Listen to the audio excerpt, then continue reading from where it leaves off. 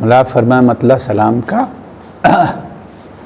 اے دوستو اس طرح غم شاہ خدا ہو، اے دوستو اس طرح غم شاہ خدا ہو، سینے سے بھی اور دل سے بھی ماتم کی صدا ہو، سینے سے بھی اور دل سے بھی ماتم کی صدا ہو، اور وہ قوم ہو تم جس کا ہے مقصد غم شبیر، وہ قوم ہو تم جس کا ہے مقصد غم شبیر، تم ہی تو دل فاطمہ زہرا کی دعا ہو، تم ہی تو دل فاطمہ زہرا کی دعا ہو، اور شبیر نے ہر لمحہ تمہیں یاد کیا ہے، شبیر نے ہر لمحہ تمہیں یاد کیا ہے، اے اہل ولا رسم وفا تم بھی نبھاؤ، اے اہل ولا رسم وفا تم بھی نبھاؤ۔ یہ مولا فرمائے کہ اس واسطے ہے ایک عزا خانہ بھی گھر میں، اس واسطے ہے ایک عزا خانہ بھی گھر میں، سجدہ کبھی شبیر کے در پر نہ قضا ہو، سجدہ کبھی شبیر کے در پر نہ قضا ہو، اور انصار ہیں ہر حال میں شبیر کے ہمراہ، انصار ہیں ہر حال میں شبیر کے ہمراہ، ممکن ہی نہیں روشنی سورج سے جدا ہو، ممکن ہی نہیں روشنی سورج سے جدا ہو، اور اللہ وہ رومال ملے حر کی جبیں کو، اللہ وہ رومال ملے حر کی جبیں کو، معصوم کونین نے خود جس کو سیا ہو، معصوم کونین نے خود جس کو سیا ہو۔ یہ آخری شعر فرمائیں کہ اصغر نے کہا ہنس کے پے جنگ ہوں تیار، اصغر نے کہا ہنس کے پے جنگ ہوں تیار، اے تیرے بنے کاہل کمزور رہا ہو، اے تیرے بنے کاہل کمزور رہا ہو، اور اے کاش ہو محمود وہاں بھی سر منبر، اے کاش ہو محمود وہاں بھی سر منبر، فردوس میں جب مجلس شبیر بپا ہو، فردوس میں جب مجلس شبیر بپا ہو، اے دوستو اس طرح غم شاہ خدا ہو۔ اللہ من قرأ الفاتحہ۔ بسم اللہ الرحمن الرحیم۔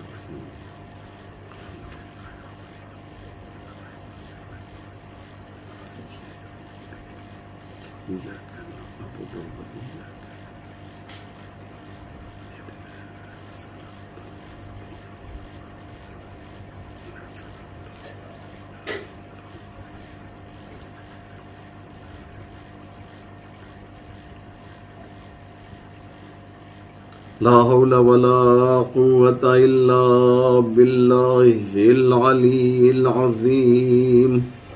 حسبنا الله ونعم الوكيل، نعم المولى ونعم النصير۔ أعوذ بالله من الشيطان اللعين الرجيم، بسم الله الرحمن الرحيم۔ الحمد للہ رب العالمین والصلاة والسلام والتحیۃ والاکرام علی سید الانبیاء والمرسلین مولانا ابی القاسم محمد اللہم صلی علی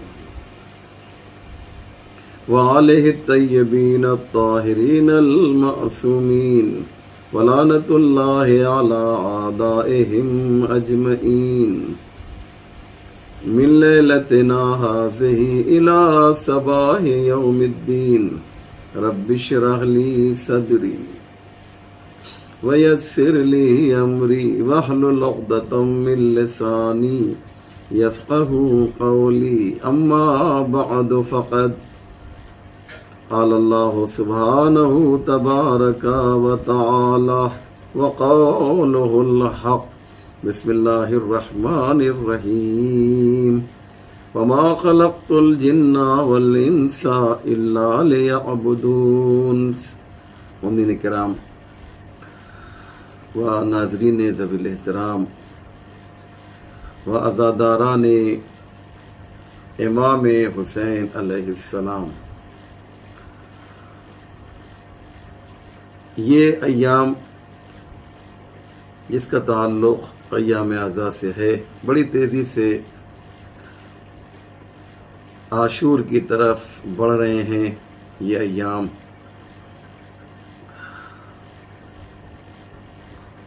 آج شب نہم ہے، 9 محرم کی شب ہے۔ آج کا دن 8 محرم کا دن تھا۔ آپ تمام عزاداروں نے آج پورا دن حضرت عباس علیہ السلام کا غم منایا، ان کا تذکرہ کیا، ان کی عزاداری کی، ان پر گریہ کیا۔ پروردگار عالم سے دعا ہے کہ آپ کی ان عزاداریوں کو قبول فرمائے، کیونکہ آج کا دن جناب عباس کا تھا اور آج کی شب حضرت علی اصغر سے منسوب ہے۔ اس سے پہلے میں نے جناب علی اکبر کا تذکرہ کیا تھا۔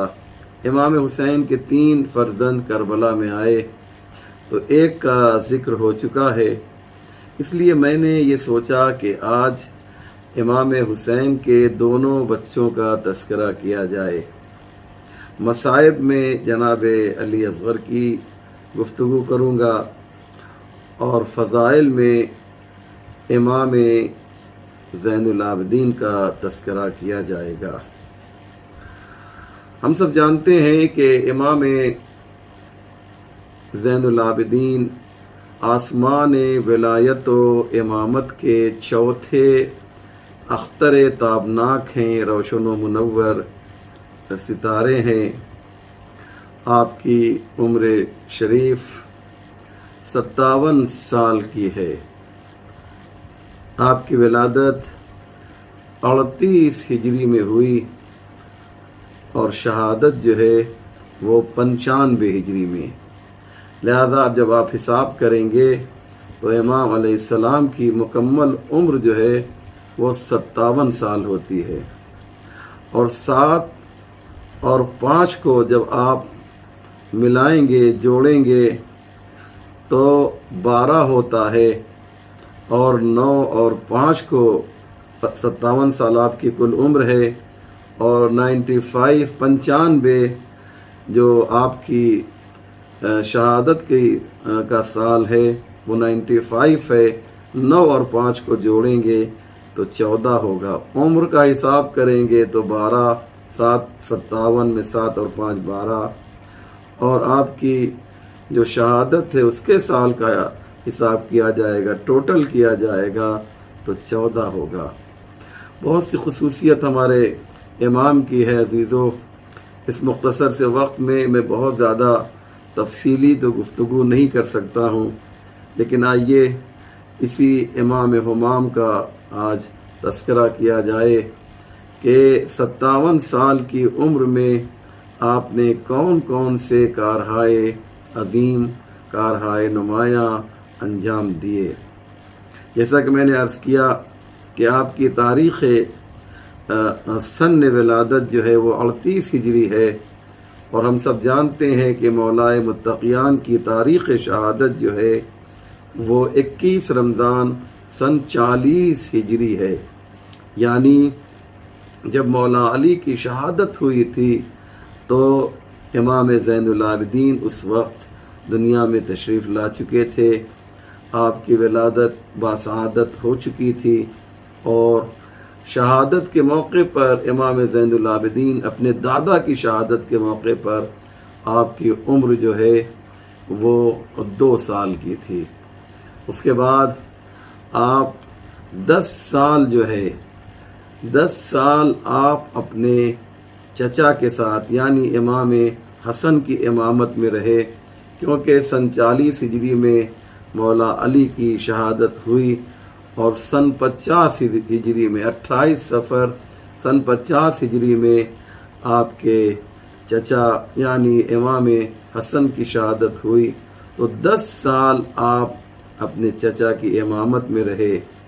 اس کے بعد سن 50 ہجری سے لے کر سن 61 ہجری تک آپ جب حساب کریں گے تو آپ جو ہے وہ تقریباً 10 سے 11 سال ہوتا ہے۔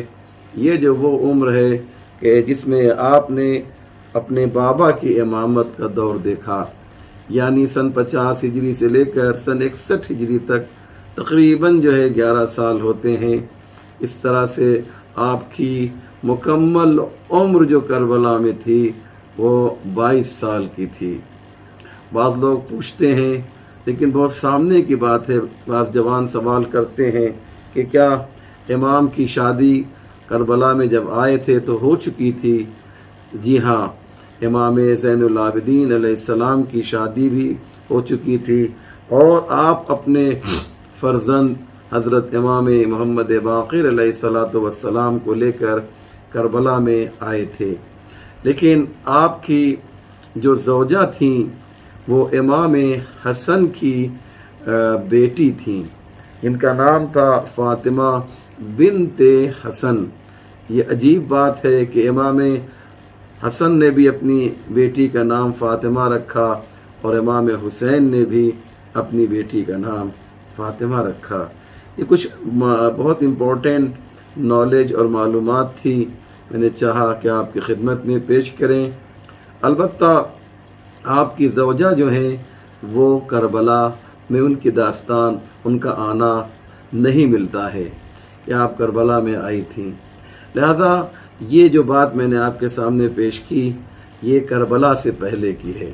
امام زین العابدین کی زندگی کو ہم 3 حصوں میں ڈیوائیڈ کر سکتے ہیں، 3 حصوں میں تقسیم کر سکتے ہیں۔ ایک وہ ہے جو کربلا سے پہلے ہے، اور جو کربلا کے بعد آپ کی زندگی ہے، آپ کی سوان حیات ہے، کربلا کے بعد والی، اس کو 2 حصوں میں تقسیم کیا جائے گا۔ ایک کربلا سے لے کر مدینے تک، اور پھر مدینے سے لے کر آپ کی شہادت تک، تو اسے ہم 3 حصوں میں ڈیوائیڈ کر سکتے ہیں۔ تنہا تاریخ بشریت میں ایک ایسا امام ہمام ہے کہ جسے اللہ کا یہ جو منصب امامت ہے، یہ جو منصب عصمت ہے، عصمت تو خیر ہمیشہ ان کے پاس رہتی ہے، لیکن جو ظاہری طور پہ امامت ملی ہے وہ ایسے ماحول میں ملی۔ عجیب بات ہے جو میں کہنے جا رہا ہوں عزیزو، امام کب جو ہے ظاہری طور پر منصب امامت پر فائز ہوئے؟ اس وقت کہ جب عصر عاشور امام حسین کی شہادت واقع ہوئی، اور جب امام کی شہادت واقع ہوئی تو بلا فصل جو ہے آپ کی امامت کا سلسلہ شروع ہوا۔ جب آپ مصلحت آمیز بخار میں تھے، عجیب ہے نا کہ امام جب حالت بخار میں تھے، البتہ یہ ہم سب جانتے ہیں کہ یہ بخار جو ہے اللہ کی جانب سے تھا، کیونکہ امام علیہ السلام کو زندہ رکھنا تھا، اور جب آپ نے امامت کی ذمہ داری سنبھالی ہے تو اس وقت مردوں میں صرف امام محمد باقر تھے۔ لہذا عزیزوں یہ وہ زمانہ ہے کہ جب آپ نے بیماری کی وجہ سے آپ عالم غش میں ہیں، اس وقت آپ نے گویا امامت کا منصب سنبھالا۔ آج بہت ہی قیمتی اور اہم بات میں آپ کی خدمت میں پیش کرنے جا رہا ہوں کہ دنیا یہ نہ سمجھے کہ جیسے ہماری بیماری ہوتی ہے ویسی ہی امام کی بیماری ہوتی ہے، جیسے ہماری غشی ہوتی ہے ویسے ہی امام کی بھی غشی ہوتی ہے۔ آج ایک قیامت کی بات ہے جو میں آپ سے شیئر کرنا چاہتا ہوں۔ یاد رکھیے گا، امام جو ہوتا ہے وہ بیمار بھی ہوتا ہے تو اس کی بیماری ہماری طرح نہیں، وہ غش کے عالم میں بھی ہوتا ہے تو اس کی غشی ہماری طرف نہیں۔ ابھی امام جو ہیں مسند امامت پر فائزی ہوئے تھے کہ ایک مرتبہ زمین کربلا کو زلزلہ آیا، آسمان سے خون کی بارش ہونے لگی، فرات کا پانی اچھلنے لگا، سیاہ آندھیاں چلنے لگیں، ایک منادی ندا دے رہا ہے، الا قد قتل الحسین بکربلا، الا قد ذبح الحسین بکربلا۔ اور اس کے بعد آپ جانتے ہیں کہ ظالم جو ہیں خیام حسینی کی طرف بڑھے اور انہوں نے خیموں میں آگ لگانا شروع کر دیا، خیموں کو جلانا شروع کر دیا۔ ایک خیمہ جس میں بیویاں ہیں جلتا ہے تو دوسرے خیمے میں چلی جاتی ہیں، یہاں تک کہ چادریں بھی چھین لی گئیں۔ اب دیکھیے کس طریقے سے وہ اپنا فریضہ منصبی ادا کر رہے ہیں، غش کے عالم میں ہیں، لیکن جناب زینب آتی ہیں اور آ کر کہتی ہیں اے بیٹا سید سجاد۔ اللہ اکبر، بہت ہی امپورٹنٹ بات پیش کرنے جا رہا ہوں عزیزو۔ اے بیٹا سید سجاد، ایک مسئلہ زینب پوچھ رہی ہے، یہ بتاؤ کہ ہمارے سروں سے چادریں چھین لی گئی ہیں، جلتے ہوئے خیموں میں ہم رہیں یا جو ہے ننگے سر باہر نکل جائیں، خیموں میں رہ کر اپنی جان دے دیں یا ننگے سر باہر نکل آئیں۔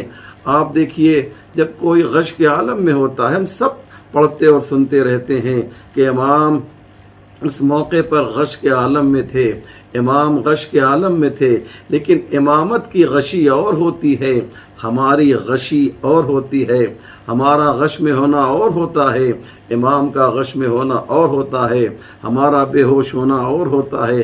جناب زینب نے جیسے ہی کہا ہم میں اگر کوئی بے ہوش ہو جائے تو ہم کیا کرتے ہیں عزیزو، ہم اسے جو ہے پانی کا چھڑکاؤ کرتے ہیں، یہی کرتے ہیں نا عزیزو، ہم اس کو پانی چھڑک کر جو ہے اسے ہوش میں لاتے ہیں۔ لیکن یہاں پر جو ہے جناب زینب نے یہ سب کچھ نہیں کیا۔ پانی ہوتا تو سکینہ پانی پیتی، پانی ہوتا تو چھوٹے چھوٹے بچے التش کی صدائیں بلند نہ کرتے۔ لہذا عزیزو عجیب مرحلہ ہے، عجیب منزل ہے۔ جیسے ہی جناب زینب نے کہا بیٹا سید سجاد، غش کے عالم میں رہ کر بھی امام نے فوراً آنکھیں کھولیں، اور آنکھیں کھولنے کے بعد جو ہے جناب زینب نے جو مسئلے شرعی پوچھا تھا کہ کیا خیمے میں خود کو جلا لیں یا ننگے سر باہر نکل آئیں، تو جناب امام سجاد نے فوراً جو ہے مسئلے شرعی بتایا۔ ادھر زینب نے کہا بیٹا، ادھر فوراً آنکھیں کھول کے بتایا کہ ہماری بے ہوشی اور ہے، تمہاری بے ہوشی اور ہے۔ دیکھو ہم بے ہوش بھی ہوتے ہیں تو اپنا فریضہ منصبی ادا کرتے ہیں۔ انشاءاللہ میری بات آپ تک ضرور پہنچی ہوگی، یہ بہت ہی امپورٹنٹ بات تھی جسے میں نے آپ کی خدمت میں عزیز و عرض کیا، یہ آپ تک ضرور پہنچی ہوگی کہ اس موقع پر بھی جو ہے جناب زینب نے جب سوال کیا تو امام زین العابدین نے فتویٰ بھی دیا، مسئلہ بھی بتایا، اور یہ بھی اعلان کیا کہ ہم جو ہیں اگر بیمار ہوتے ہیں اور ہم غش کے عالم میں ہوتے ہیں تو قطعاً جو ہے اپنی طرح سے ہمیں نہ سمجھ لینا جیسے تم بیمار پڑتے ہو۔ اب ایک سوال ایک تو یہ ہو گیا کہ امام نے اپنا فریضہ انجام دیا، جو ان کا وظیفہ تھا اللہ کی جانب سے، جو انہیں کام ملا تھا، وہ غش کے عالم میں بھی انجام دے رہے تھے۔ اور اس کے بعد جو ہے امام علیہ الصلوۃ والسلام سے جناب زینب نے ایک سوال کیا۔ میں آپ سے ایک سوال کرتا ہوں، جناب زینب نے کیا پوچھا؟ یہی تو پوچھا نا کہ خیموں میں آگ لگ رہی ہے، تم بتاؤ ہمارے سر پہ چادر نہیں ہے، کیا ہم ننگے سر جو ہے خیمے سے باہر نکل آئیں یا خیمے میں خود کو جلا لیں؟ یہ مسئلہ کون نہیں جانتا ہے؟ یہ تو بہت ہی آسان مسئلہ ہے، یہ تو بہت ہی سامنے کی بات ہے عزیزو۔ کیا جناب زینب کو یہ بات معلوم نہیں تھی؟ یاد رکھیے گا، اگر جو ہے جان خطرے میں آ جائے تو وہ چیز جو واجب ہوتی ہے وہ حرام ہو جاتی ہے۔ مثال کے طور پر میں نماز پڑھ رہا ہوں اور کوئی بچہ جو ہے پانی میں ڈوب رہا ہے، یا گھر میں کسی کی آگ لگی ہے اور میں اسے بجھا سکتا ہوں اور میں اس کے بعد بھی نماز جاری رکھوں، تو یہ ہمارے لیے نماز صحیح نہیں ہوگی۔ یہ نماز ہمارے لیے ثواب کا ذریعہ نہیں بنے گی بلکہ گناہ کا ذریعہ بن جائے گی۔ کیوں؟ تمہاری نماز سے جو ہے ایک جان چلی گئی۔ اگر تم نماز توڑ دیتے تو سامنے والے گھر میں جو آگ لگی تھی وہ آگ بجھ جاتی، وہ بچہ جو پانی میں ڈوب رہا تھا وہ ڈوبنے سے بچ جاتا، یا خود تمہارے گھر میں آگ لگی ہوئی ہے اور تم یہ کہو کہ صاحب نہیں ہم تو نماز پڑھیں گے ہی نہیں۔ عزیزو، اگر تم جل گئے اور دنیا سے چلے گئے تو شاید یہ ہلاکت ہو جائے۔ لہذا جب جان پر بن آئے، یہ کون نہیں جانتا ہے کہ جب جان پر بن آئے تو پھر جو واجب ہے وہ حرام میں تبدیل ہو جاتا ہے، مسئلہ بدل جاتا ہے، جسے حکم ثانوی کہا جاتا ہے۔ حکم ثانوی کے طور پہ جو ہے مسئلہ بہت سا بدل جاتا ہے۔ اس لیے یاد رکھیے گا عزیزو، جناب زینب کیا اتنی سی بات نہیں جانتی تھیں کہ جان کی حفاظت جو ہے واجب ہے، جان بچانا زیادہ ہے، اپنی جان ہو یا دوسرے کی جان ہو۔ اس صورت میں جان بہت امپورٹنٹ ہے۔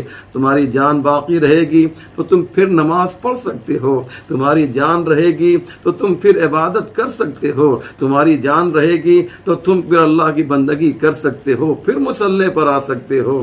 آپ کی خدمت میں ایک واقعہ نقل کرنا چاہتا ہوں۔ یہ تو ہمیں انسانوں کی بات کر رہا ہوں، یہاں تک کہ اگر جانوروں کے اوپر بھی جان پر بنائے تو ہمیں نماز توڑ دینا چاہیے۔ یہ ایک واقعہ ہے جو مختلف کتابوں میں لکھا گیا ہے، اور وہ واقعہ یہ ہے کہ ایک عابد تھا جو حالت نماز میں تھا، یعنی نماز پڑھ رہا تھا۔ اس کے سامنے کچھ بچے تھے جو ایک پرندے کا جو ہے پر نوچ رہے تھے، اور یہ نماز اپنی جاری رکھے ہوئے تھا۔ بچے ہیں، انہیں کیا معلوم، لیکن تم تو نہ بڑے ہو نا، تمہیں نماز توڑ دینا چاہیے تھا، لیکن یہ اس ذوم میں ہے کہ ہم تو اللہ کی نماز پڑھ رہے ہیں، ہم تو اللہ کی بندگی کر رہے ہیں، ہم تو بڑا نیک کام کر رہے ہیں، اسے نماز توڑ دینا چاہیے تھا، لیکن اس نے نماز کنٹینیو رکھی، اس نے نماز جاری رکھی۔ اور جانتے ہیں نتیجہ کیا ہوا؟ نتیجہ یہ ہوا کہ اللہ نے زمین کو حکم دیا، اے زمین اس کو نگل لے۔ یہ عابد ہے، یہ اللہ کی نماز پڑھ رہا ہے، یہ اللہ کی بندگی کر رہا ہے، یہ مصلی پر ہے، لیکن ایک جانور کی جان جا رہی ہے اور یہ نماز پڑھ رہا ہے۔ زمین کو حکم ہوا، زمین شق ہوئی، یہ عابد اندر چلا گیا۔ اب جو زمین کے اندر گیا تو سیدھے کہاں گیا ہوگا؟ آپ سمجھ رہے ہیں نا، چونکہ اللہ کا عذاب نازل ہوا ہے تو جنت میں تو جائے گا نہیں، تو سیدھے کہاں جائے گا؟ ہم اور آپ خود سمجھ رہے ہیں۔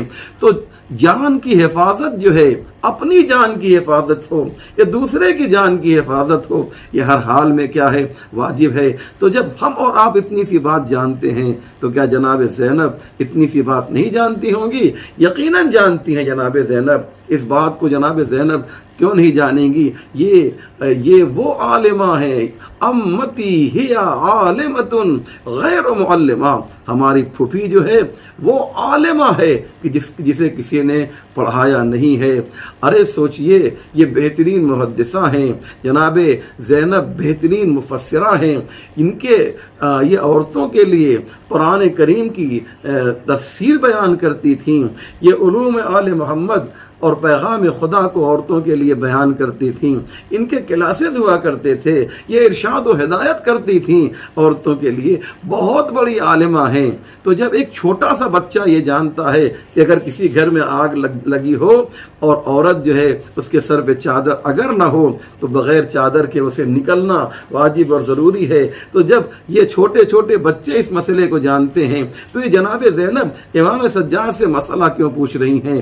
عزیزو یاد رکھیے گا، زینب امام سجاد سے مسئلہ تھوڑی پوچھنا چاہتی ہیں، بلکہ یہ بتانا چاہتی ہیں کہ اب حسین تو دنیا سے چلے گئے، اب تو اب حسین کی تو شہادت واقع ہو گئی، لہذا دنیا پہچان لے کہ اب اس کے بعد جو ہے جو چوتھا امام ہے وہ کوئی اور نہیں ہے، وہ امام سجاد ہیں۔ نہیں، میں الفاظ کو بدل کے آپ کی خدمت میں عرض کروں کہ جناب زینب نے کیا کیا اس ماحول میں بھی کہ جب اچھے لوگوں کی عقل کام نہیں کرتی ہے، خیموں میں آگ لگی ہوئی ہے، چادر چھینی جا رہی ہے، سکینہ کو تماچے مارے جا رہے ہیں، بچوں کو ستایا جا رہا ہے، سامنے رشتہ داروں کی، اپنے چاہنے والوں کی، اپنے عزیزوں کی، اپنے بچوں کی لاشیں پڑی ہوئی ہیں، اس ماحول میں جناب زینب نے گویا کس طریقے سے جناب سید سجاد کی حمایت کی ہے۔ اور مجھے کہنے دیجئے کہ یہ مسئلہ نہیں پوچھا ہے، بلکہ زمین کربلا کو غدیر بنا کر جو ہے امام سجاد کی امامت کا اعلان کیا ہے۔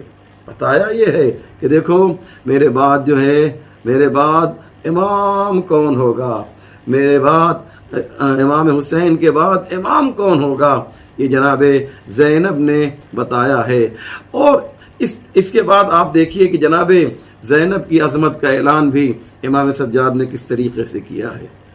یہ بھی ایک بہت ہی اہم مسئلہ ہے، کس طریقے سے جو ہے امام زین العابدین علیہ الصلوۃ والسلام نے امام زین العابدین نے جناب زینب کی عظمت کا اعلان کیا۔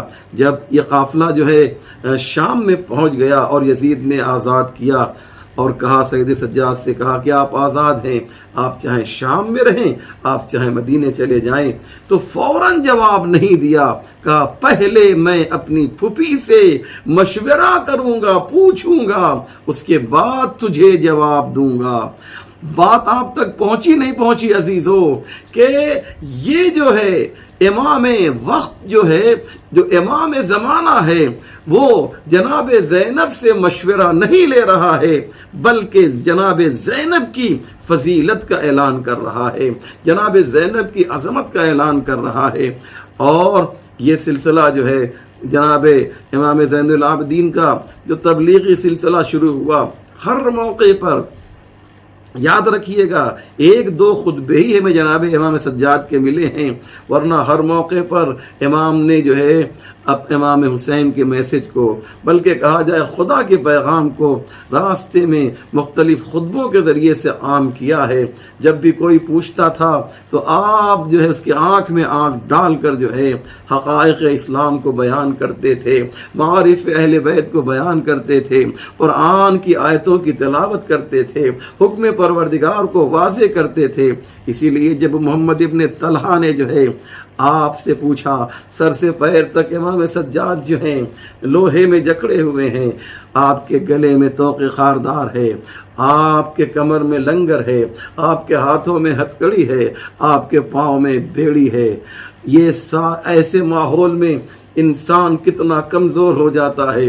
لیکن جب کوفے میں محمد ابن طلحہ نے آپ سے پوچھا کہ اب یہ بتاؤ کہ کون جیتا ہے اور کون ہارا ہے، تو کیا خوبصورت جواب امام سجاد علیہ السلام نے محمد ابن طلحہ کو دیا، تو مجھ سے پوچھتا ہے کون ہارا ہے اور کون جیتا ہے؟ تو یہ سمجھتا ہے کہ قتل کرنے سے انسان کامیاب ہوتا ہے، جو قتل کرتا ہے وہ کامیاب ہوتا ہے، جو قتل ہو جاتا ہے وہ ناکام ہوتا ہے۔ یاد رکھ محمد ابن طلحہ، قتل ہونا یا قتل کرنا معیار نہیں ہے، جنگ مقصد کی ہوا کرتی ہے۔ یہ دیکھو اپنے مقصد میں کون کامیاب ہوا ہے۔ یزید اسلام کو فنا کرنا چاہتا تھا، یزید اسلام کو مٹانا چاہتا تھا، یزید میرے جد کے نام کو ختم کرنا چاہتا تھا۔ ابھی تھوڑی دیر میں اذان ہوگی، مؤذن گلدستہ اذان پر جائے گا اور اذان دے گا، اور جب یہ مؤذن اذان دے نا تو اس موقع پر خود سمجھ میں آ جائے گا کہ جب یہ مؤذن گلدستہ اذان پر جا کر میرے جد کا اعلان کرے گا، ان کی گواہی کا اعلان کرے گا، اشہد ان محمد رسول اللہ، جب یہ میرے جد کا نام لے گا تب تجھے معلوم ہوگا کہ یزید جیتا ہے یا میرا بابا حسین جیتا ہے۔ لہذا عزیزو، کامیابی کس کو ملی ہے؟ یزید کو ملی ہے۔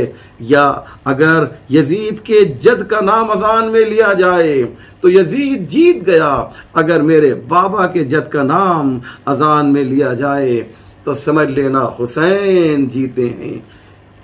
یہ ہے عزیزو امام علیہ الصلوۃ والسلام کی جو شخصیت ہے، وہ کئی اعتبار سے، مختلف اعتبار سے ہم بیان کر سکتے ہیں۔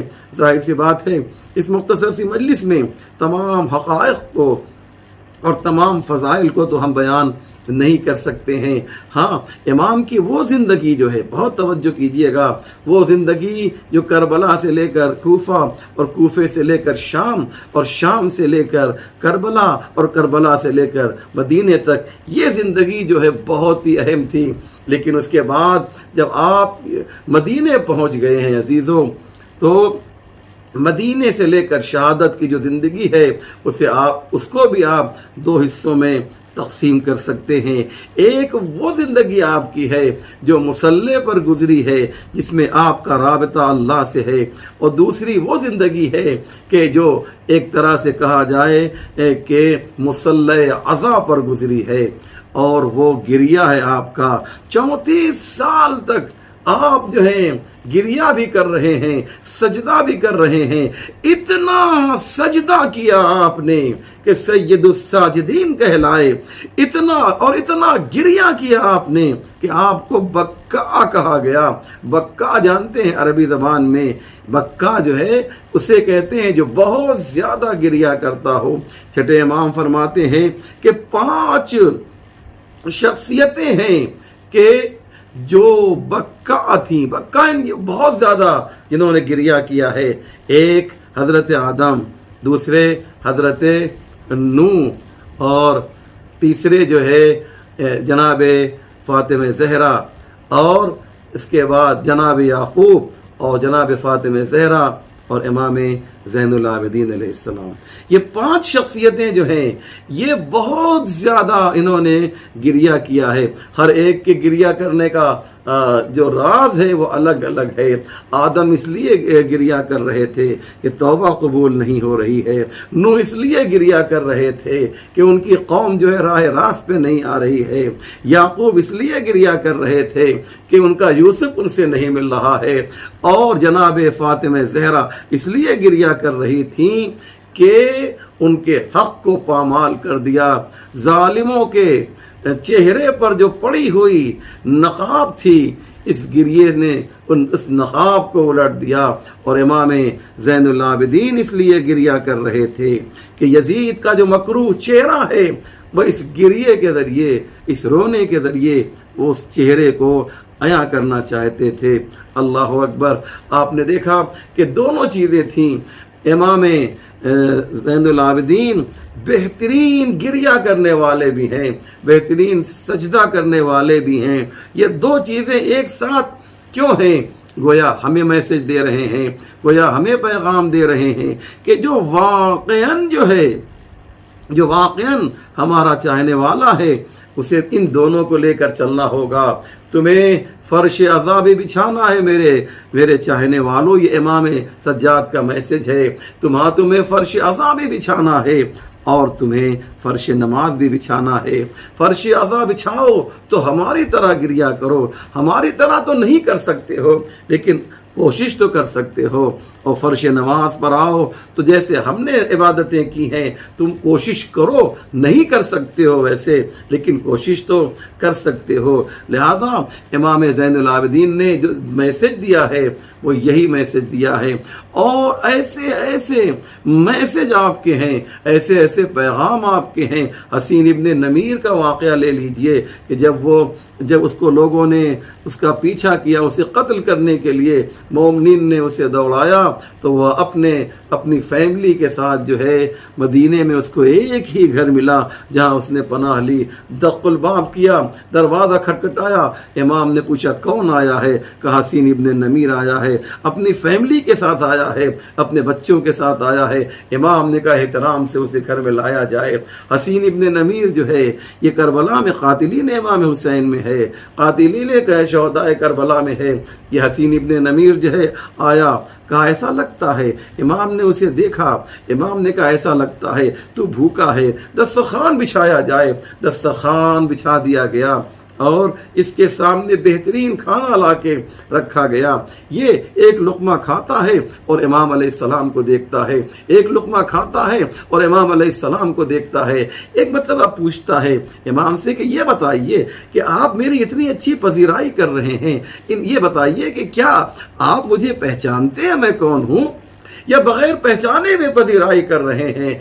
इमाम ने कहा हाँ मैं तुझे खूब पहचानता हूँ, तू हसीन इब्न नमीर है, तू ही तो वो है ना कि जिसने मेरे भैया अली अकबर के सीने पर नेज़ा मारा था। लिहाजा सुन ले हसीन इब्न नमीर, कल जब हम करबला में थे तो हम तेरे मेहमान थे, और आज तू मेरा मेहमान है। वो तेरा ज़र्फ था कि तूने हमें 3 दिन भूखा और प्यासा रखा, ये हम मोहम्मद और आले मोहम्मद का ज़र्फ है। तो आपकी ये जो ज़िंदगी निजी ज़िंदगी है उसमें भी आपने जो है जो कारहाय नुमाया अंजाम दिए हैं। इमाम जब किसी फ़कीर को कुछ देते थे, बड़ी खूबसूरत बात है, अगर मैं इसको नहीं पढ़ूंगा तो शायद आज के मजलिस का हक अदा न कर पाऊँ।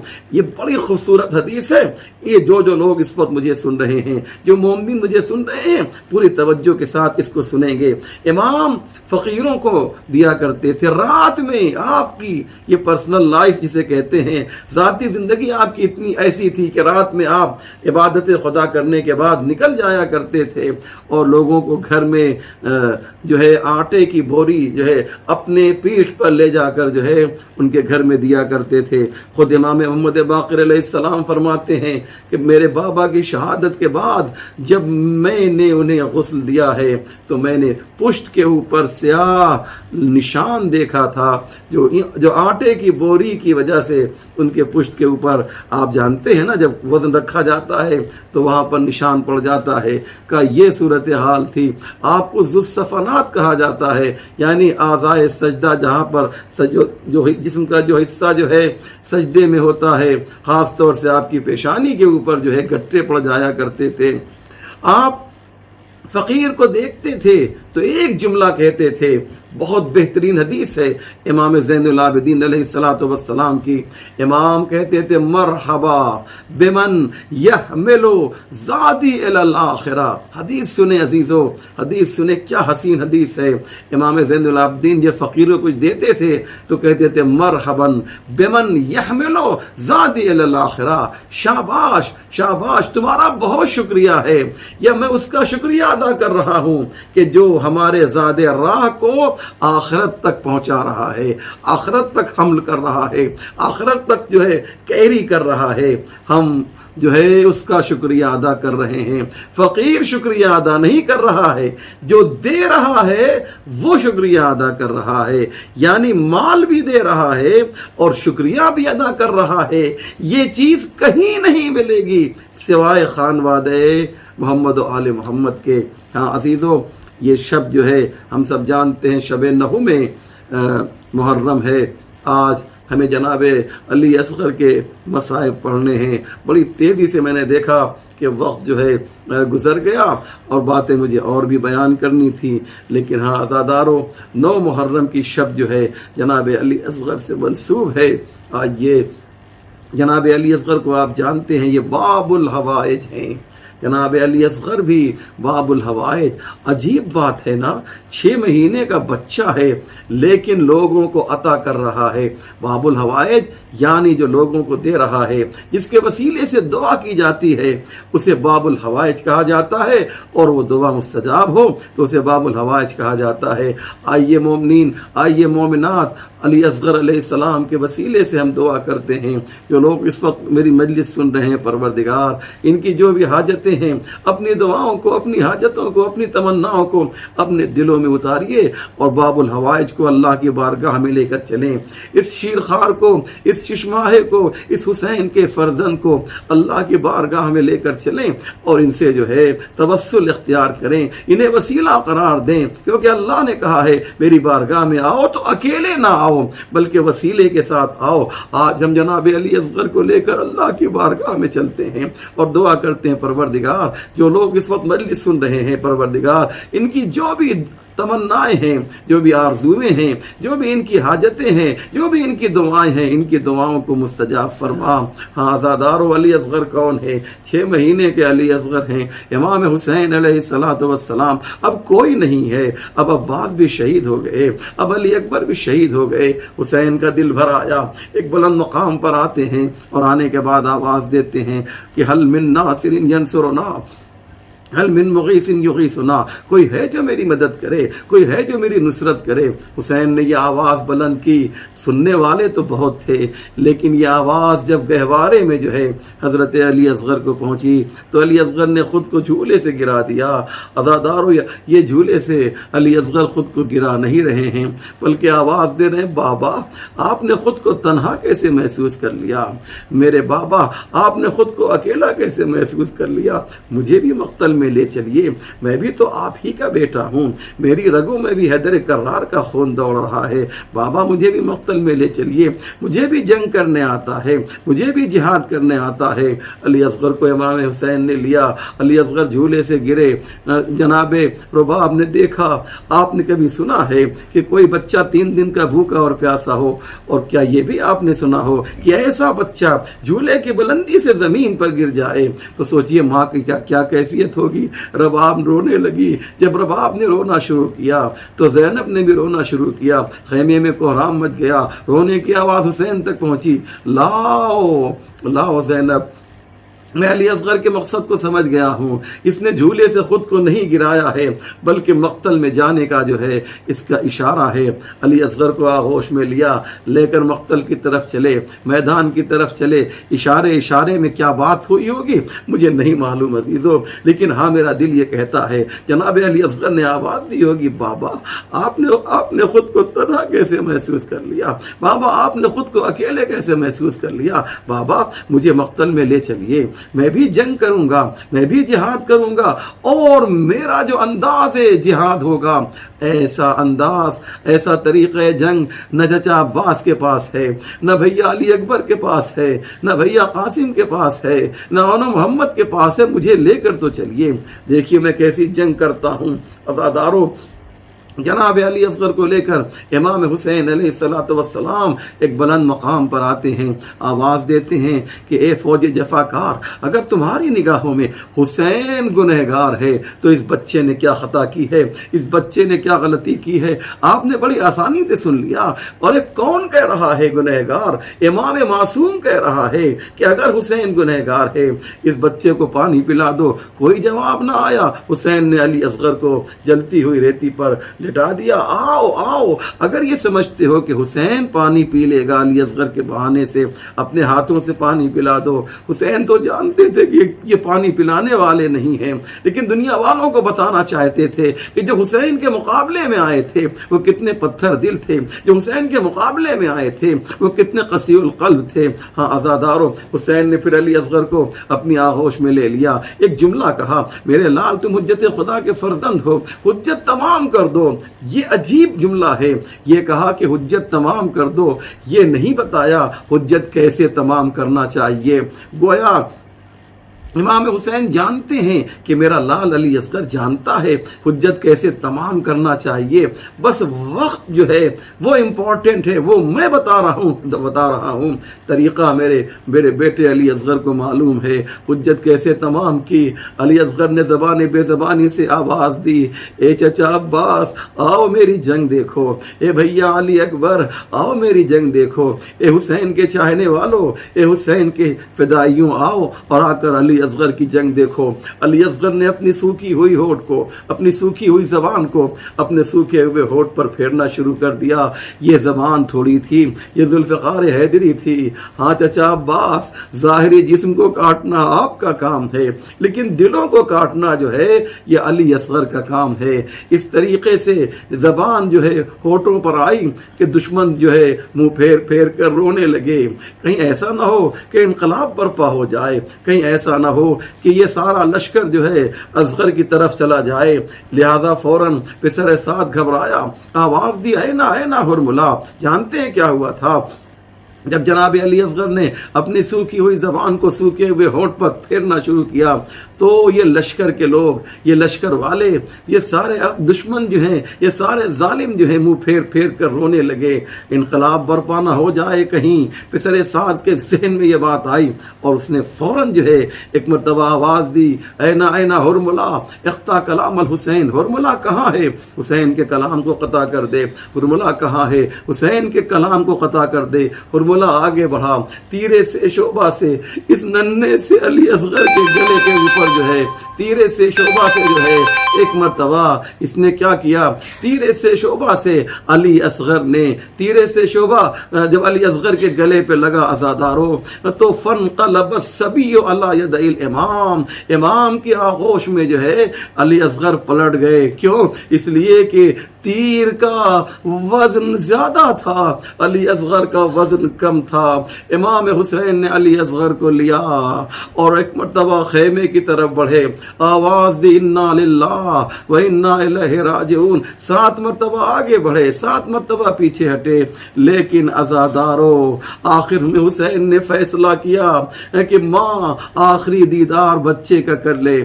آواز دی رباب، علی اصغر آ گیا ہے۔ رباب تو بعد میں آئی، سکینہ پہلے آ گئی۔ ایک جملہ کہا، اے بابا آپ نے یہ انصاف نہیں کیا، علی اصغر کو پانی پلانا ہے اور میں پیاسی رہ گئی۔ حسین جواب دے تو کیا دے، ابا کا دامن ہٹا دیا۔ لو میری بیٹی دیکھ لو یہ ظالموں نے علی اصغر کے ساتھ کیا سلوک کیا ہے۔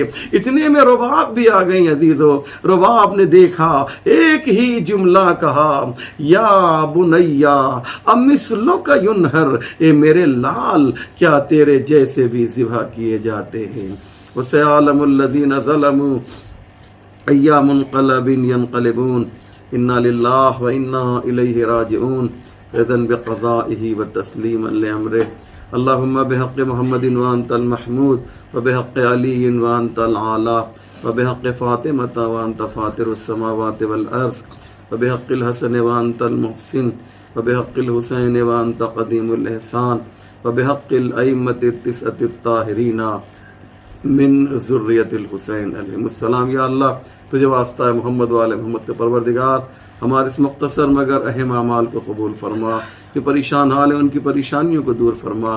باب الحوائج حضرت علی اصغر کا واسطہ یا اللہ ہم سب کی دعاؤں کو مستجاب فرما۔ یا اللہ ہماری پریشانیوں کو دور فرما، ہمیں جو مریض ہیں انہیں شفا عنایت فرما، امام زمانہ کے ظہور میں تعجیل فرما، ہم سب کو ان کے اعوان و انصار میں شمار فرما۔ ربنا تقبل منا انك انت السميع العليم۔